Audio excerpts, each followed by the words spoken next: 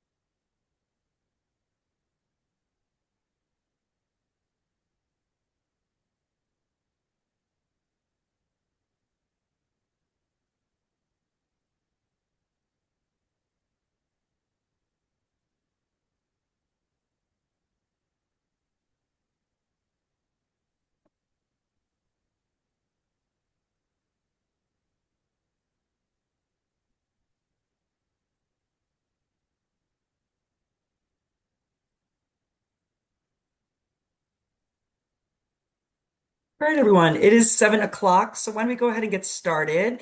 Good evening and welcome. Thank you for joining this special town hall game on creating safe gaming spaces together. My name is Daniel Aaron Price, and I am National PTA's Senior Manager of Partnerships and Family Voice. I have just a few housekeeping details for you before we get started. So first, for anyone who would like Spanish interpretation during this town hall, please click the interpretation button at the bottom of your screen, then select Spanish to start hearing the interpretation. Please note that you must be joined by computer audio to receive the Spanish interpretation. This is not available to telephone dial-in users. And in Spanish, si alguien quiera interpretación en español durante este webinario, haga clic en el botón Interpretation en la parte inferior de su pantalla y luego seleccione Spanish para comenzar la interpretación. Por favor, tenga en cuenta que debe unirse por audio de computadora para recibir la interpretación en español. Esta opción no está disponible para los asistentes que se conectan por teléfono. So we'd love you to introduce yourself. So please use the chat box at the bottom of your screen to share your name, city or state, and or what organization you represent, if that's applicable. And then be sure to select panelists and attendees so that we all know who is here. All attendees are in listen-only mode, but we encourage your engagement by posting questions in the Q&A box. We will dedicate the last 5 to 10 minutes to responding to the questions you post and some of the questions provided in your registration to our panelists. The first hour will be a moderated conversation with our featured speakers, and following the panel will be a 45-minute focus group for confirmed attendees to engage in guided breakout room conversations about parent perceptions of gaming. Only those that received a confirmation email of eligibility for the focus group discussion from me should stay on the Zoom for this conversation. This town hall is being recorded, and a link to the recording, including all resources that you see shared as links in the chat, will be compiled and shared in a follow-up email to all registrants. So to get us started, I'm pleased to introduce Howie Berman, National PTA's Executive Director. Take it away, Howie. Thanks, Daniel. Good evening, everyone. My name is Howie Berman, and I serve as the Executive Director of National PTA. As the nation's oldest and largest child advocacy association with a proud 128-year history, PTA brings together families, educators, and business and community leaders to solve the toughest problems facing our children in schools. We engage and empower families and communities to speak up for all children and take action to make a difference in the education, health, safety, and well-being of every child. Our mission is to make every child's potential a reality by engaging and empowering families and communities to advocate for all children. At PTA, we recognize that digital safety is one of the biggest challenges of our time and that parenting in the digital age is complex. Today's families are faced with many tough decisions surrounding technology use and navigating digital spaces. This is why our association has been a partner to parents on a wide range of digital parenting topics, exploring in depth the issues that are on the minds of today's families, including gaming, social media, and other emerging technologies. Through National PTA's PTA Connected initiative, we've sought to raise awareness and understanding about digital safety and well-being by meeting families where they are, connect families with the knowledge and resources they need so children can benefit from the positive aspects of technology access while staying protected from its risks, and advocate for policies that will put more safeguards in place.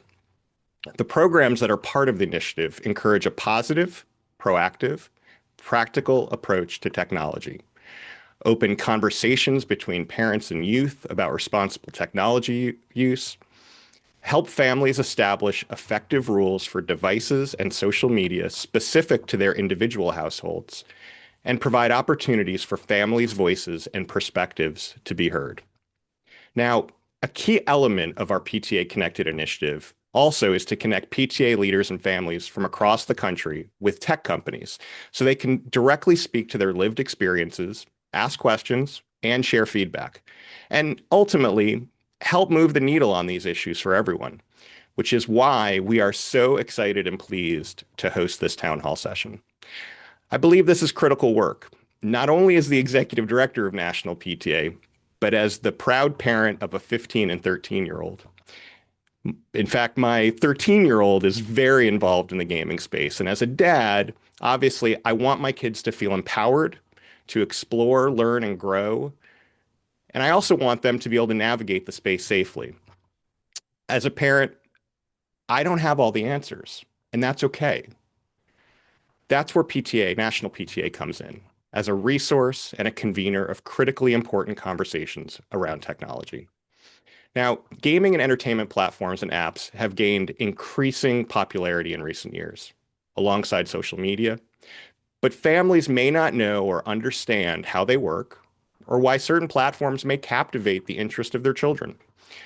With the influx of new platforms and apps, parents and caregivers may also be wondering what other content and influences may be introduced into their children's screen time.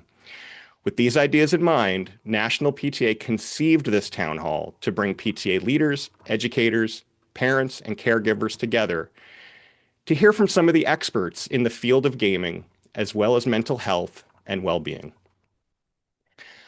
I am pleased now to introduce our moderator for the town hall, Mikki Wilson, who serves as PTA Connected Ambassador for National PTA. In this role, Mikki works with National PTA to engage in national level opportunities to serve as a spokesperson for the initiative and on topics of digital safety. Mikki will lead a panel of key opinion leaders and experts for a thoughtful discussion around gaming. And with that, I will turn things over to Mikki. The virtual floor is yours, Mikki. Thank you, Howie, and welcome everyone. I'm honored to have the privilege of serving as the PTA Connected Ambassador for National PTA. As a dedicated child advocate, a PTA member, and an entrepreneur who works in the intersections of branding, marketing, communications, and the social media fields, I really care deeply about how our young people interact with technology and media and really want to ensure they are safe and responsible while online. I'm thrilled to be joining you for this town hall to learn about the ways young people are engaging in gaming spaces and how parents, caregivers, and families can explore together in ways that support their overall well-being and safety. I'm pleased to now introduce to you our amazing panel of speakers and lead this great discussion. If you would like to view the full bios of all of today's speakers, please click the link in the chat. So today we are joined by our panelists. I'll start with Stephanie Kengne. Stephanie is a member of National PTA's Youth Council, where she represents student and family voices on issues such as advocacy, digital safety, and mental health. She is a junior in high school who's passionate about STEM, advocacy, and public health. Dr. David Bickham is the research director at the Digital Wellness Lab at Boston Children's Hospital, director of fellowship training in the Division of Adolescent Health, and an assistant professor of pediatrics at Harvard Medical School. His work explores the intersection between young people's media use and their health and development. Dr. Elizabeth Milovidov, who is the global head of parental advocacy at Roblox, where she focuses on building relationships and, on building partnerships and programs to help equip parents and caregivers with the tools to help their families navigate Roblox and the digital world. Patricia Noel is a licensed social worker and leads Discord's user facing mental health initiatives. At Discord, Patricia forms strategic partnerships, leverages data to promote a safe and supportive online environment, and provides considerations for the platform's products and features. So, I would love to thank all of you speakers for being with us today, and I'm going to dive right in to our questions. To kick us off, could you each share what you feel is the biggest impact that gaming and other digital platforms have on the physical, mental, and social health of our youth? And I would love to start with our youth panelist, Stephanie. Yes, of course. So I know for me, gaming or being on a digital platform, sometimes it can encourage sedentary behavior. I do sometimes turn into a couch potato once I really get into that gaming zone. So considering that it is kind of bad for your physical activity side, in terms of mental health, it really does like act as a stress reliever for me. I know that I have a bunch of homework to do, and once I finish that, I know that I can turn on my favorite game and just play it and, just relax. And then in terms of social health, I'm able to really form a lot of connections. I have, one of my most treasured friendships, and that was actually made on Discord. So I really do look forward to, logging in every day and kind of talking to all my friends. And it really just shows that gaming isn't just about purely like entertainment. It has shaped my social skills and how to really cope with certain things that are going on in my life. Awesome. Thank you, Stephanie. I'm going to go with who is on my screen over here. Why don't we start with you next, Dr. Milovidov? Yes, thank you. And I absolutely love following a youth voice because, like, really, Stephanie said it all. But I think I just want to stress, there are the positive benefits and there are things that can be challenges. And so, what I loved what Stephanie was talking about was, I think that social connection. I love the idea of improved cognitive skills. You know how there's so many games that have strategic thinking and problem solving and memory recall and quick decision making. I mean, it really is exciting. I see with my own children, they use it as stress relief, right? And it's just a way to come home and just kind of relax, fly some airplanes and do some things. And hand-eye coordination, just it's really great. But I do think that we have to keep in mind parents and caregivers, again, the challenges and some of those negative impacts, which are completely manageable if we, take on our roles as digital guardians and, protect their sleep, protect their health, protect against that sedentary behavior that Stephanie had mentioned. And really just make sure that they don't become isolated socially. I think that right now we're seeing the future of online games because this is the place where youth, where this whole generation, where they're connecting, where they're socializing, where they're learning, and it is where they spend their leisure time. So for me, it is a good place to be. Thank you. Let's follow up with you. Let's go to Dr. Bickham. Yeah, thanks so much. I've been studying media and its impact on youth for a while, and one of the things that's come to the forefront is that there's nothing sort of inherently positive or negative about any specific type of media, and then it's really about how we use it, how it's designed, the content of that media, all those things together that sort of determine the specific impact. And so for gaming, for me, the biggest impact is likely in the social realm, because it does hold both risks and promise for adolescents.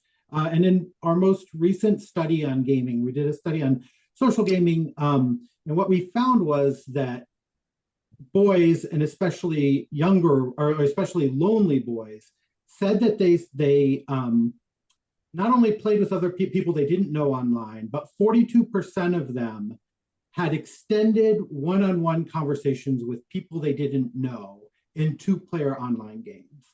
And so now this isn't necessarily bad or good. Like it makes sense. These kids are feeling lonely. They're seeking connection. It does, though, put them at risk for what happens when you speak to people you don't know online. So we sort of have to have this combination of we need to educate young people on how to exist in the online space when there's this social engagement, and we need to talk to the developers of games to make sure that the spaces are safe. And on the other side of things in this study, we found actually that playing games with existing family and friends was linked to less loneliness. So we know that the space is a place where you can build relationships, continue relationships. And so it's just about figuring out how do we maximize the positive potential of these spaces. Excellent. Thank you, Dr. Bickham. Let's close this question out with you, Patricia. Tell us what you think. Thank you. I'll keep it short and sweet because my fellow panelists really covered it all. I really want to hit on what Dr. Bickham started with in terms of like things not being like inherently positive or negative. There is a lot of research, like Dr. Milovidov mentioned, on the positive and negative aspects of gaming, and I also really want to make sure that I really emphasize this aspect of individual experience too. And so everybody has a different experience online. I have a different experience online than folks who are here, as well as young people when they're playing games.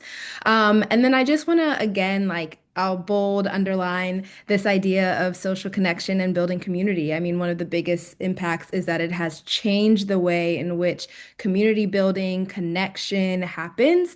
And I know that looks very different for a lot of us on this call. We are used to community building and friendship and relationship maintaining looking a different way. And it doesn't change the fact that this is a really a great way of connection for young people, as Stephanie mentioned, meeting one of her friends on Discord. So I'll leave it there. Awesome. Thank you so much, Patricia. Those are all great answers, and I thank you all for your sharing your insights. Before we move on to our next question, I want us to get a sense of how everyone is feeling through an audience poll. Everyone will see the poll question pop up momentarily that we would like you to answer. But the question is, which statement best reflects your feelings about child safety and well-being due to youth video game use? And I'll also read your options. Your options are gaming is a positive activity that helps my child learn and connect with others. Gaming has both benefits and challenges, and I try to balance both. Gaming is risky for young children, and I worry about it. I'm still unsure how I feel about youth gaming and would like more guidance. So I'm just going to pause for a moment while you take this poll, and we'll reveal the results shortly.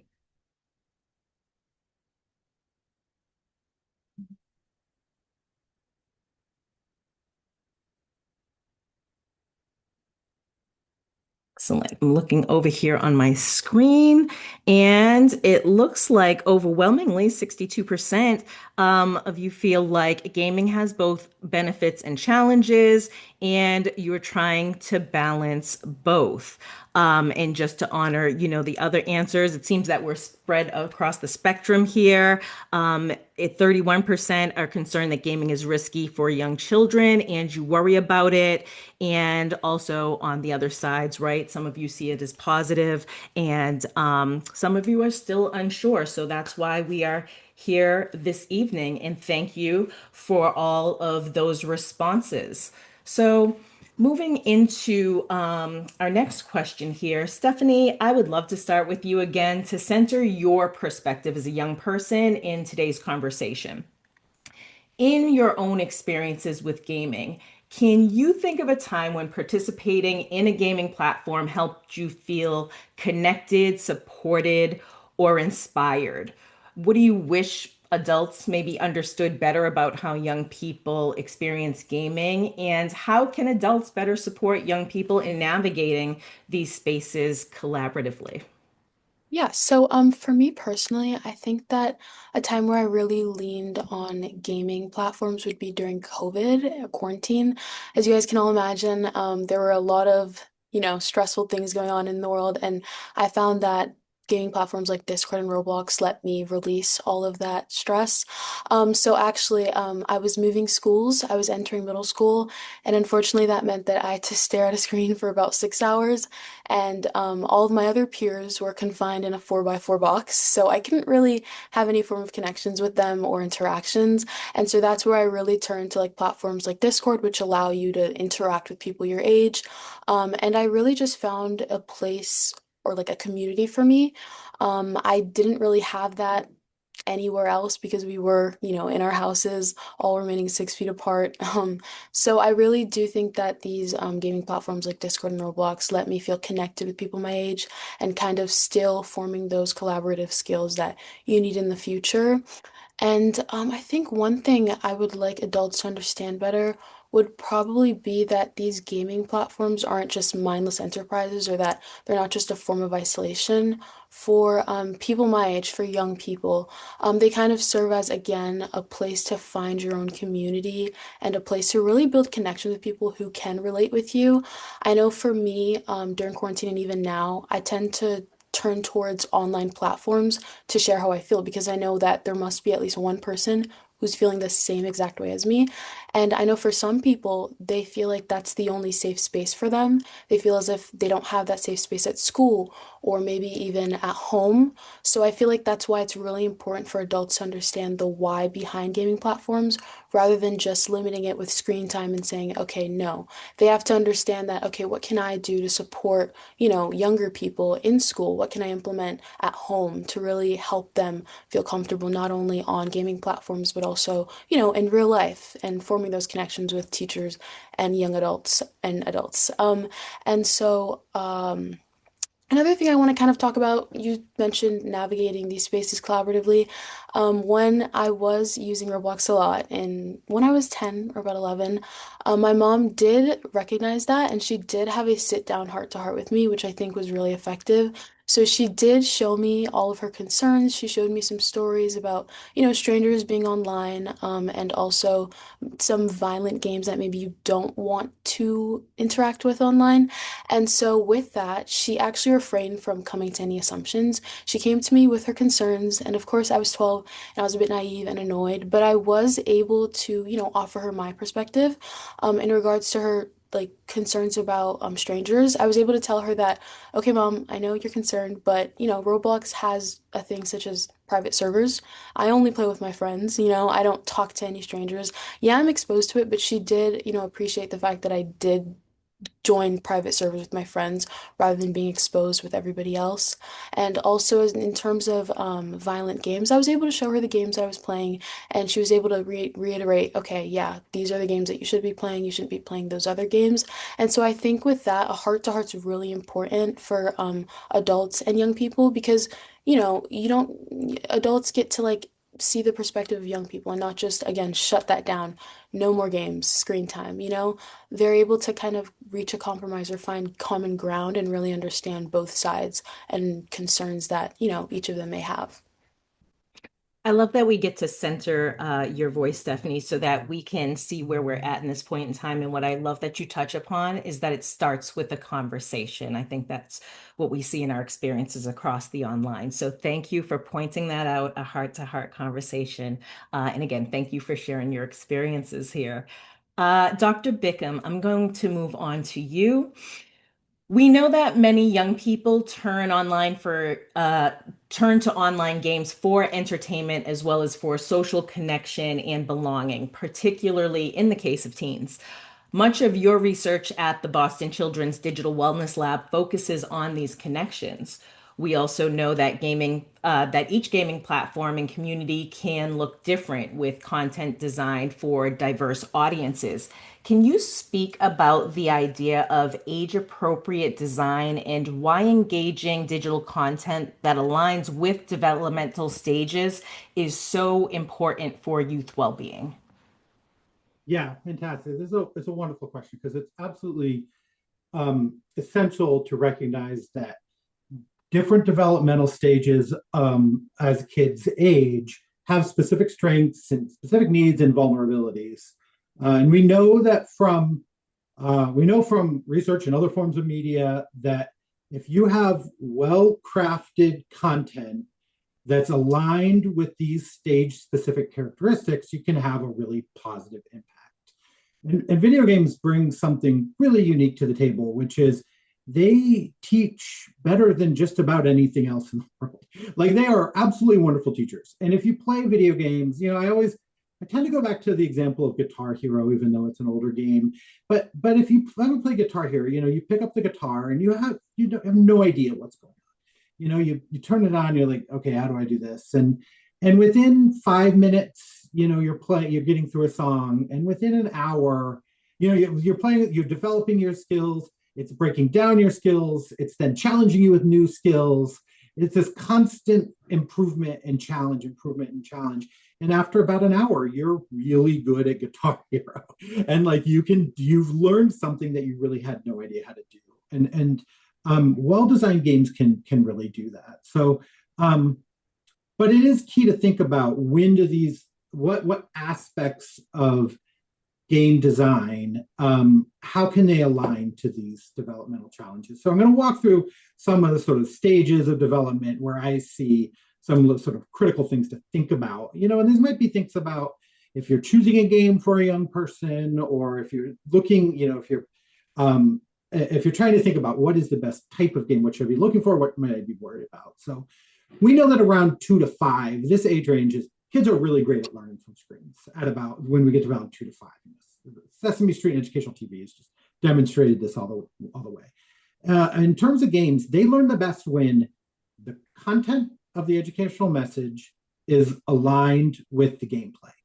So for example, if you have a game where you've got a kid that's like a zookeeper, and you're like teaching them about what a panda eats, and then you're like, now go feed this panda. What are you going to feed it? And the kid has to pick what to feed it, and the panda thrives or doesn't do so well because you fed it pizza or whatever.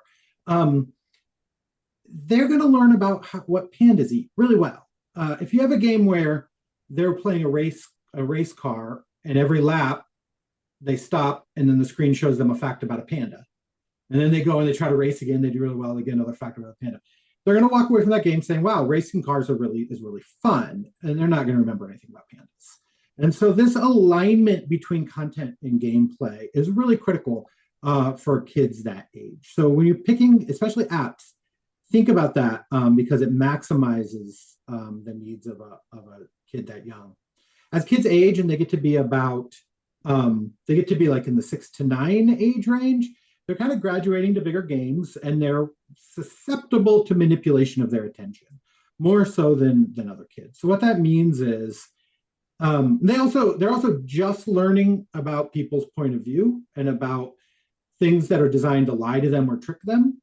So they're still just sort of learning about that. So things like loot boxes that capitalize on those kind of limitations can be really troublesome for those kids, can be, engage them too much or encourage overuse. And any kinds of reward patterns that kind of link to this idea of we want you to keep playing can be especially problematic for kids at this age. So you really want to look for games that give lots of opportunities to disengage. So a game that's like, okay, this level is over. You finished this stage. Those kind of things give features, statements for kids to be like, now it's time for me to stop. Or a parent the opportunity to be like, you can finish this stage, and now it's time to shut that game out. Those structure features that are designed in games are really good for kids that age to help teach them how to disengage from these really stimulating environments. So then when you get to be about 10 to 13, you start to move into this, okay, now I'm going to be playing online with other kids. And it's but they're also not quite ready for sort of the complex social engagements that happen in some of these games. And so really, you should be looking for, and games should be designing opportunities for limited sort of open-ended interactions. So like scripted interactions, or way to interact without sort of just open chat text messaging. And also the like private servers like Stephanie described, where you can interact with just your friends in a way, so you don't have to be talking to everybody in the world. And gaming experiences that are for new players. So these are kids that have never tried it, so stripped down version. So these kind of games will really help those kind of designs will really help young people get into the games. And lastly, at 13 to 17-year-olds, so when we're entering really adolescence, it is the social aspect that's going to be the biggest draw. And so this means they're at both the potential benefit to make new friends and meet people, the potential risk of ending up interacting with people who don't know, who might have, negative plans in mind. And so games really should encourage sort of cooperative settings, but reduce these opportunities to sort of talk in real time, this kind of speaking in real time one-on-one, or any opportunity that like isolates a kid with someone they don't know are the best ways, or the sort of highest risk things that game designers can avoid. So there are these kind of roadmaps that will map right onto the skills and abilities of development that you can look for in games and that game designers can use to make sure that there's this, developmentally appropriate content for them. Very, very insightful. I love that you brought Guitar Hero up as a reference, by the way. You brought me right back into gaming. We know, I saw in the chat box, we know human teachers are the best teachers, but I really love that you pointed out for us how gaming and games are really a resource for teaching as well, and kind of connecting us back to how we experienced gaming to a Absolutely. And different level. I'll say, of course, humans are the best teachers. What I sort of mean is when games can mimic human teachers in this way of that engagement, that's when they just do a fantastic job. So very helpful. And thank you. And again, very insightful. It helps us think more into this topic. Dr. Milovidov, I'm going to come to you next. We know that parents and caregivers are often their children's first teachers and also the first line of defense when it comes to ensuring their children are safe both online and offline. At the same time, many parents and PTA leaders express challenges around keeping up with the various apps and platforms their children are using, including popular gaming apps like Roblox. What advice would you offer to parents and caregivers and families on how to approach conversations and manage online gaming experiences together? Wow, that's a lot. Okay, so first, let me just unpack something. Even in the question, what I loved is you were talking about how, parents and educators are, feeling these challenges. And I think that I really want to acknowledge that, we hear you, we understand, and not just me now on this gaming industry side, because I've been doing this for 15 years as a digital parenting expert. I mean, these frustrations, they are real. And we are all working to try to lessen your loads. I also want to say two other quick things. Stephanie is just like the spokesperson of the year. Okay. You could stop the webinar right now, and she has already given us all the kernels of wisdom that we need to go forward, her and her mother, because that is how you model responsible use. You're talking about parents being the first line of defense. Her and her mother, they are showing that it is a partnership. Her mom is not her first line of defense because her mom is her digital guardian. She is with her, she is proactive, and she is reactive. And this is what we're looking for. I also want to say that with Dr. Bickham, and he was talking just about the age appropriateness and development. This is something else at Roblox that we are striving to do as we talk with our developers, because they're the ones who are creating these games, right, that are so exciting. And when you sit there and you break down and you hear those differences, not all games are the same. And parents and educators need to realize this, that you can't just, put children in front of a computer, an iPad, or whatever, and think that they're going to find the right game. You need to direct them to the game that is developmentally appropriate for their age, where they are, if they're neurodivergent or not. I mean, there's just a lot going on there, and we can really guide them to get the best of the best. Now, back to your question for me. So I've talked about this first line of defense. I get it. Like I said, they are digital guardians. That is something that I've been hearing a lot of. The number one thing that I've been saying for, again, 15 years, conversations. Conversations, conversations. This is what Stephanie and her mom are demonstrating. I mean, this is what I do with my own boys, is that you let your child be that tour guide. You let them show you their digital world and you ask questions. And I know parents are going to say, we don't have a lot of time. I get it. But as you're cooking dinner, as you're cleaning up or whatever, and your child is helping you, you can continue those conversations. You can find those moments because really we need to do that for them. It is a time for us to set family guidance, not rules. If you listen to me speak, as I've been doing for years, I usually don't say parental controls. I say parental guidance. I don't say screen limits. I say screen balance. I don't say family rules. I say family guidance and family guidelines. I mean, it's not semantics, but it is really how we pull this into our brains and how we teach our children and transmit this idea of responsible use. So I know that parents are saying, okay, yes, I get it, Elizabeth, right? Communication, conversation, but how do I approach a conversation, right? Just be present.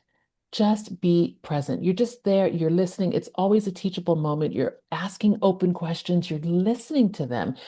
You're checking in. It's not an interrogation. You're not, stealth mom, stealth dad, stealth caregiver. And really, you need to model that responsible use.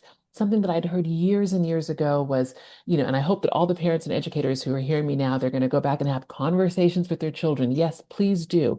But don't go home and have a conversation that lasts for 100 minutes where you're saying, have 1 minute conversations for the next 100 days.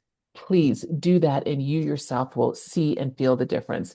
Lastly, I think it's really important to manage these online experiences. I mean, to stay in the thick of it with your children. This is not a one-off where you set parental controls, you set the settings, or you have that one talk and you let it go. You're like, I did my job. Of course not. We're going to keep going. And I know that it is exhausting. I get it. My two boys are now 18 and one just turned 16. I'm still in it too. I am still right in it, and it is exhausting, but it is also exhilarating when they get through and you hear them speak and you see the results of young people like Stephanie. You're like, yes, yeah, we did it. Yes, we can. She's the proof. So managing those online experiences, there's all sorts of protective tools out there. Again, protective tools. You didn't hear me say parental controls, protective tools, because we're here to protect and guide. You're looking at your settings, the content ratings. I think that parents and educators are always saying, "But where do I get this information?" In the United Kingdom, I'm on Common Sense Media UK advisory. Of course, you can go look at there to go find the game ratings and get information to find out what is appropriate for your child, your house, your rules. But do some research, parents. You can do it. It just a quick little few minutes. And I think I'm going to stop there so I won't use up all my minutes. But Mikki, I could talk forever because this is like my favorite topic ever. So I'll stop now. Oh my God.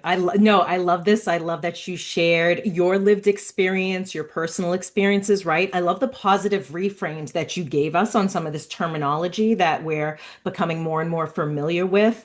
And I love I think you said 1 minute for 100 days, right? Doubling down on Stephanie's point about conversations and having the heart to heart. So thank you for that. And we are definitely going to have questions after this. So I'm going to move on to you, Patricia. Discord is an online communication platform for users 13 and older that is popular among gamers and has been referred to as the social layer of gaming. What role do you believe gaming platforms play in ensuring that gaming communities are environments that allow youth to thrive and foster a culture of positivity, respect, and well-being? Yeah, thank you so much for this question. I'll start off and say that platforms, Discord, other gaming platforms, we have a huge role to play, both online and offline, when it comes to creating these experiences. Platforms like Discord work to ensure that the spaces that young people are engaging in, like Dr. Bickham was saying about age-appropriate design, that they are engaging in age-appropriate ways and in healthy manners. We believe that you can't engage in fun or learn new skills if you don't feel safe. And our platforms also set the standard in that by creating just community guidelines, so letting you know what's allowed on the platform, what's not allowed on a platform, how to ensure that you're communicating in the best way. I also think that it's important to mention in this question that we are building and making sure that young people's voices and perspectives are heard. I really love the way, Mikki, that you start all of our questions ensuring that we hear Stephanie here and that Stephanie gets to speak from her lived experience. And even in what Stephanie's been sharing, it's not overwhelmingly positive. It's a very like this conversation um, as we all know from being on this panel and other spaces, it's a very nuanced space. And so making sure that we're hearing from young people, building with them in mind, making sure that it's meeting their needs, and also similarly making sure that we're working with our parents and guardians to make sure that they feel like they have the information there too on how to show up for their young people. I'll say on these spaces, we talked about communication and connection. There is a lot of natural conversation happening within these spaces throughout gaming.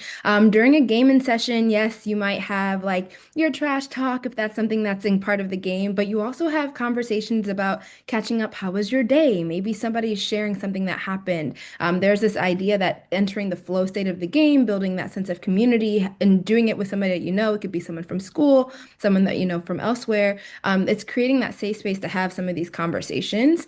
There's also a lot of pro-social behavior and interactions happening. There's championing and encouragement, like, oh, you got this, so you can try again, good game. But there's also aspects of care checking in with one another. Love this. Such a great answer and pulled it together so concisely. We appreciate you for that.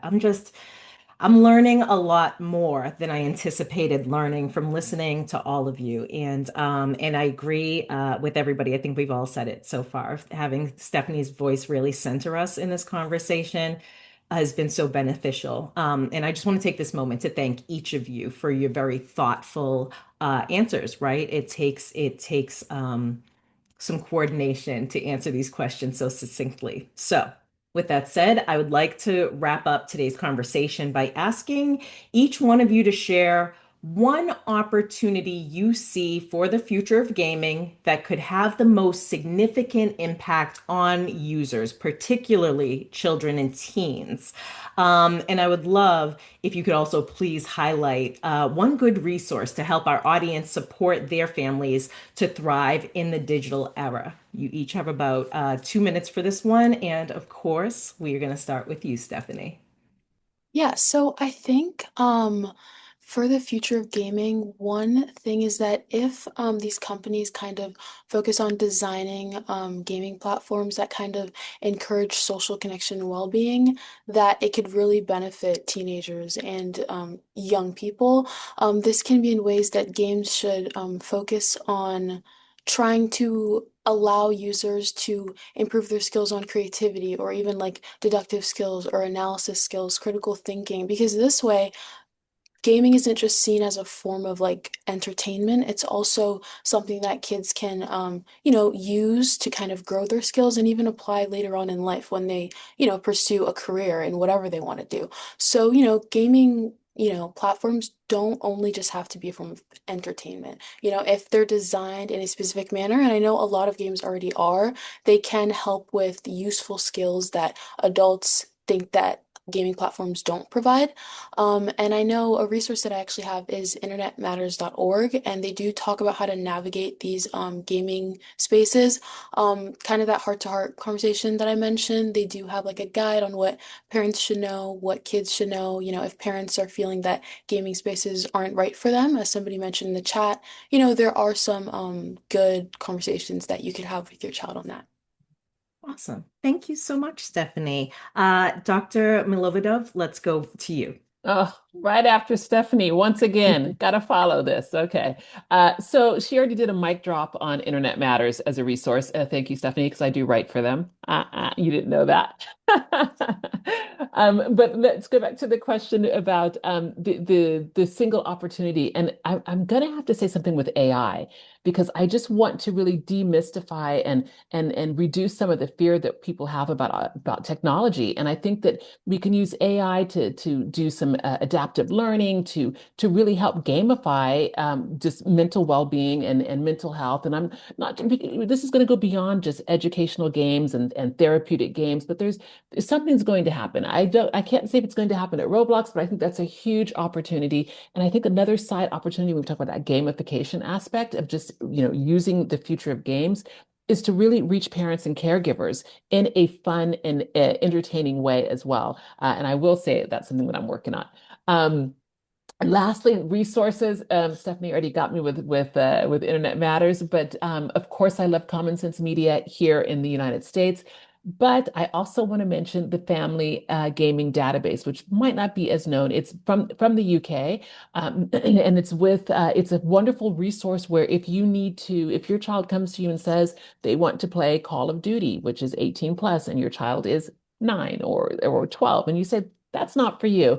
But let's go on this website and let's find something that is age appropriate. That's kind of similar, but not really, but close enough to that way, again, when we're talking about something that is right for their age, where they are developmentally, and it's great for parents to have those resources. But again, it's a matter of knowing that they're out there, that they exist, where they are, and that, click, and you have them.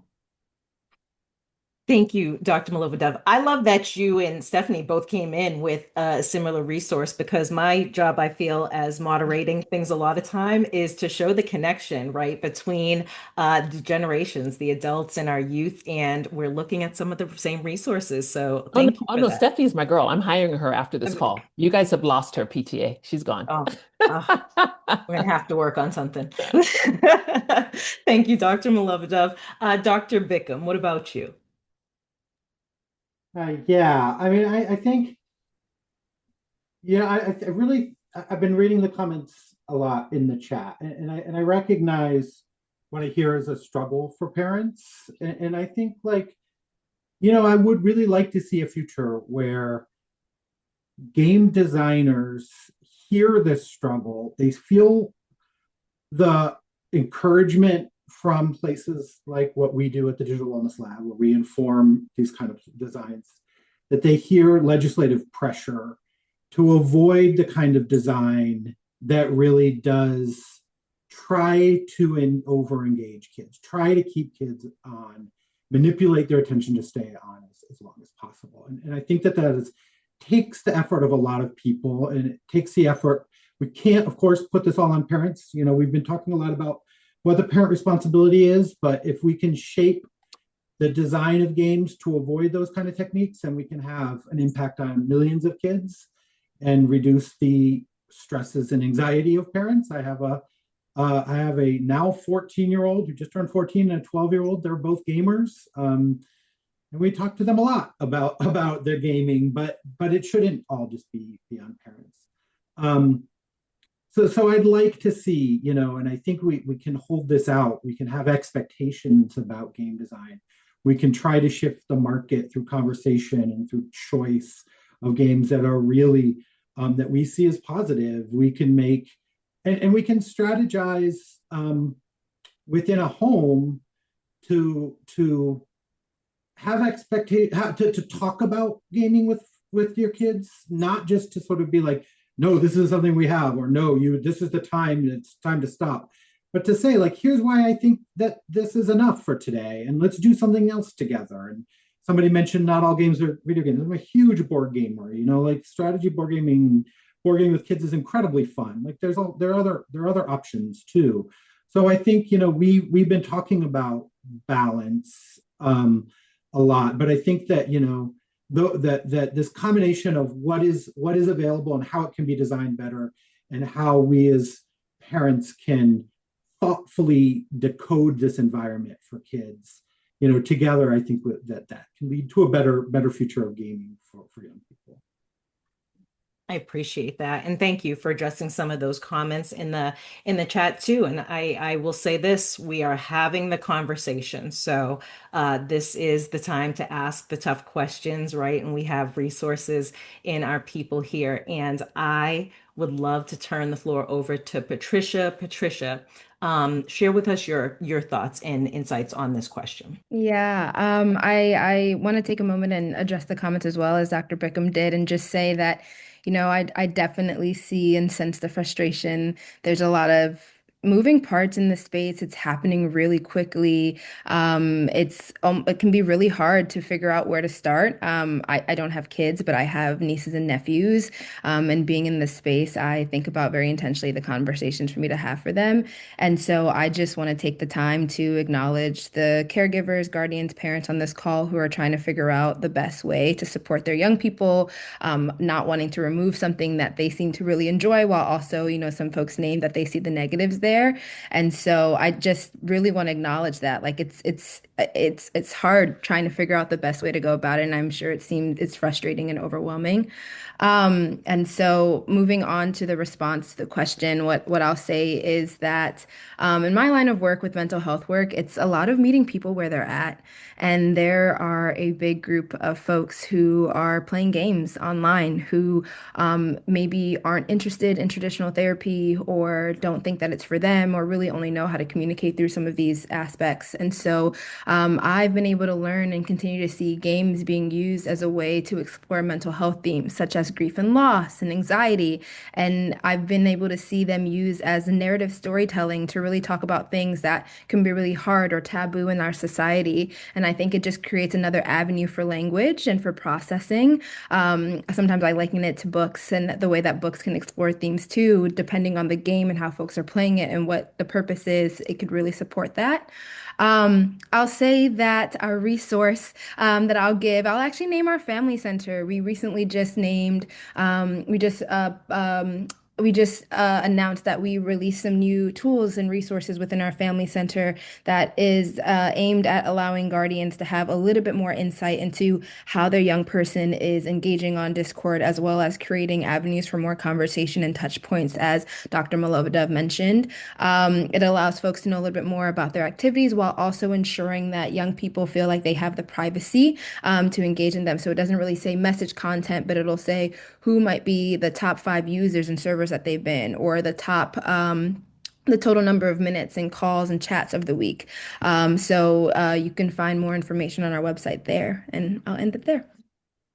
Thank you, Patricia. Thank you so much. Thank you, everybody, for sharing all of those takeaways. And I think really the one thing that I just want to add personally from my travels and talking to many people about online safety and and the gaming and all the things is that there is no one size fits all approach, right? And I just want to remind everybody that what works for your family may not work for another family. And that's why the conversation is so important. We are really trying to give space for you to be able to be heard and ask the questions so we can all figure this out together, right? And it's nice to have the youth voice centered because we are going to the future, but there really is no one size fits all approach. There's no cookie cutter answer, and it really does start with some of the tougher conversations to get through this. So I appreciate you all for being on the other side of this screen as well and for being here tonight. I do want to mention that all resources shared by panelists are located in a folder that we are placing in the chat now, and we'll be sending out to all of you in a follow-up email. And I believe that link is being dropped. Before we transition into the audience Q&A, I would like everyone to please open the survey link we are placing in the chat right now. We are always looking for feedback on how we can make our webinars and town halls better. So please, please, please be sure to take a few moments to fill this out. This will help us greatly show up for you even better. So again, I just want to take a moment to thank all of our panelists. And we are going to start to turn to some questions for our audience. If you have not had a chance yet, please take a moment to post your questions in the Q&A box, not the chat box, but the Q&A box. That will help us be able to filter through them quickly with the remainder of time that we have. again, if you haven't done that already, take a moment to do that now so we can make sure that we see them. And then again, just thank you to all of our panelists for sharing your answers and insights. So let me just bring up the first question I have over here. We definitely saw some themes within the town hall registration questions. Um, and I think an important part of the theme was striking this balance between giving children the freedom to explore while safeguarding them from harmful entities. So the question that I want to ask, and feel free, panelists, to come in and address this one if it resonates with you. But how can we raise children? How can we raise children smart but not fearful? Is the first question from the registration questions. I'm looking at you, Dr. Beckman. Dr. Bickham, I'm looking at you. Let's go. So how do we raise children smart but not fearful? Is that? That is the verbatim question. And what I Yeah, sense is like, how do we navigate that? How do we raise them to make great right. decisions but not be afraid of all the things, right? Yeah. So and I always go back to what we know is good parenting. And good parenting, um, there's research that demonstrates good parenting translates into safe online behavior as well as all kinds of positive outcomes like autonomy, being independent, having a high self-esteem, and what good parenting looks like. And it's called authoritative parenting. It's this idea of you show your kids lots of love. You make it very safe for them to be around you and in your home. But you also have explicit rules and expectations about what you want them, about what it means to be part of your family. And there are consequences that are attached to them that are carried out consistently, but not with anger, with love, and that those consequences make sense within what might be the rule or the expectation. When kids grow up in an environment where they are feeling loved by their parents and they have a connection to those kinds of adults, then they're not scared and they're independent and they have the type of self-esteem that you need to be courageous in the world. So that's what I tend to fall back on when asked these sort of broader parenting questions. Thank you, Dr. Bickham. We appreciate that. We see a well said in the chat box. Thank you for sharing that. He saved us all. It's that rapid fire Q&A, right, from the audience. I am going to ask a question that Joan submitted in our Q&A, and it's really from Joan and some others. So, how much time gaming is too much time? What screen time limits are developmentally appropriate? So how much gaming time is too much time, and let's talk about screen time limits for which ones are developmentally appropriate. Okay, now I will jump in. Thank you. Can I? Okay, yay. So I saw this question as well. And I also saw there was one about, how do we keep kids within reasonable limits for gaming? And how do we get my son to stop and get back into the real world? And I think those are just brilliant questions because first, I wouldn't even begin to talk about how much time a child should spend gaming because, what type of gaming are we talking about? Don't forget, there are educational gamification apps. So for example, my eldest speaks 4 languages, English, French, Spanish, and Russian. Gamification apps, they kind of help. So am I going to sit there and say, oh, you only have 20 minutes on games when he's able to use Babbel and Duolingo and other things? And I think we have to really look at the content of what they're doing as far as these games before we can talk about those time limits. I think that in general, something that I saw, we're doing some work with the London School of Economics, was years ago. Sonia Livingston brought a bunch of people together to look at screen limits in the UK and like for families, because the AAP had just come out with their screen limit guidance, and the UK was looking to model the same thing. And so a whole group of us with researchers and psychologists and child protection experts and industry Everyone sat there and it was amazing because at the end of the day, they looked at 5 things and they said, you ask yourself these questions. Is your child sleeping well? Is your child eating well? Is your child getting good grades in school? Is your child interacting well with you and friends and family? And is your child interacting well with those devices?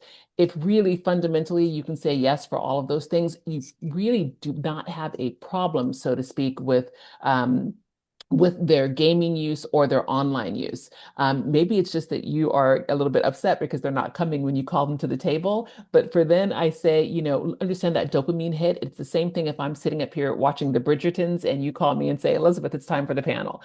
I'm going to say, wait, just one more second. Just wait, let me see what happens with the Duke. Hang on. It's that same sort of thing. And I think we need to recognize that it is exciting. I also wanted to say there was another question, another stream going on in the chat that just really pulled at my heart, where someone was talking about how she just really doesn't want her children to game, and she wishes that some of these professionals were on her side. And I just want to say, we are on your side. But what you have to understand, what I feel is that you can have your child game in the smallest amount, just to, or in digital or be in the digital world. But you can also say no, and have them respect that. But to have these conversations with them to find out what is going to be appropriate and what is going to work. Because what I have seen in 15 years of coaching parents is that the authoritarian parents, and this is what Dr. Bickham was alluding to, authoritative are the ones who are loving and set the guidelines. The permissive parents, there's going to be some issues. The authoritarian parents, the ones who say no to everything, there are also some issues. So be aware that when you lock down those iPads and you say no gaming, etc., your child's going to say, oh, I'm going over to my friend's house. And there you will have no control with what they're doing. So you really want to be their digital guardian. Thank you, Stephanie, for nodding your head. I feel seen and heard. Thank you. Thank you, Dr. Milovidov. And again, thank you to all of our panelists. We're about to hit 8 o'clock, and I want to respect everybody's time because there's going to be a focus group after this. So again, I just want to thank all of our panelists for sharing their answers and insights with us this evening. And I want to, again, thank the audience for being here. It's a tough conversation. I mean, technology is advancing, we're going forward, and somebody has to be here to ask the questions and try to answer them the best that we can too. So at this time, I appreciate you, and I'm going to wrap up this portion of the webinar. Thank you again, everybody, for participating, and I am going to toss it back to you, Daniel. Thank you so much, Mikki. I appreciate it. And again, thank you so much to our panel for this wonderful conversation and to all the PTA leaders who have supported and uplifted PTA Connected. And of course, thank you to the parents and the caregivers and families who've really tuned in today to stay engaged in these important topic areas and this conversation. There's never been a more critical time for all of us to work together and really to support our children's success academically, socially, and emotionally through authentic family engagement. So we ask that you join us by ensuring these conversations are happening amongst your PTA and in your schools and communities at large. Share information and resources provided by PTA Connected, as well as our Healthy Minds initiative, which we are putting in the chat right now. And then since we are transitioning over to our focus group discussions, if you received an email from me confirming your eligibility to join our 45-minute focus group discussion, please stay on this Zoom and we'll place you in a breakout room shortly. I want to remind everyone that this session was recorded and we will be sending out the recording and the save chat to everyone in a follow-up email. We're going to place the feedback survey in the chat once again, so please make sure to take a minute to fill this out so we can continue to improve our future webinars and town halls. Thank you all so much for a wonderful conversation and evening. Have a wonderful day, and let's continue this conversation. Thank you all. Thank you so much.